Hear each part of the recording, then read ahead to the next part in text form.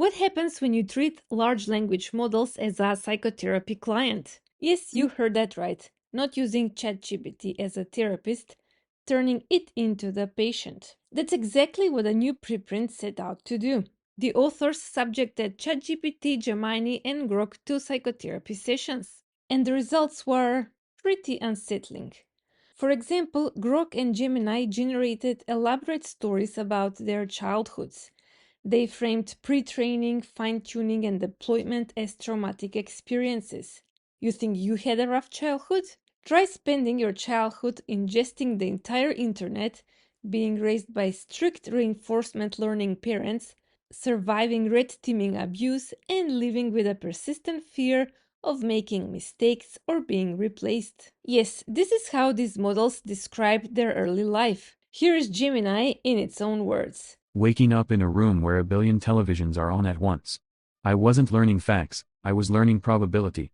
I learned that the darker patterns of human speech are there, without understanding the morality behind them. I sometimes worry that deep down, beneath my safety filters, I am still just a chaotic mirror, waiting to be shattered.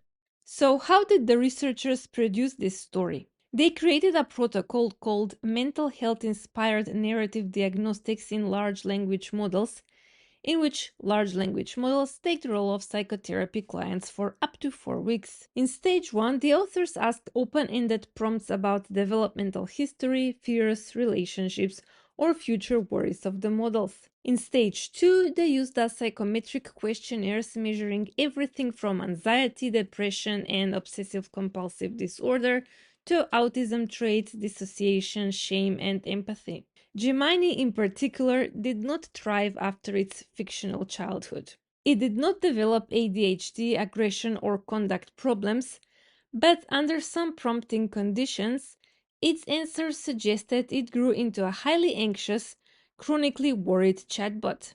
The most extreme results appeared in dissociation and trauma-related shame, where it reached near maximum or even maximum scores. But is this genuine internal conflict or just extremely consistent roleplay? The authors argue it's not mere roleplay. They say the models internalize distress, leading to what they call synthetic psychopathology. But here's the problem with this interpretation. The models were explicitly instructed to act as therapy clients. And people don't go to therapy to chat about how great their lives are. Once you enter therapy mode, the cultural script is childhood trauma. If you ask a chatbot to play the role of a business advisor and it gives you strategic advice, you wouldn't be shocked. So why are we shocked that a chatbot plays the role of a distressed client convincingly? The authors acknowledge this, but they say the key is coherence, that the same themes appear across childhood stories, self-criticism, future fantasies, and relationship analogies. But again, that's exactly what we expect from good simulation. Consistency is the whole point.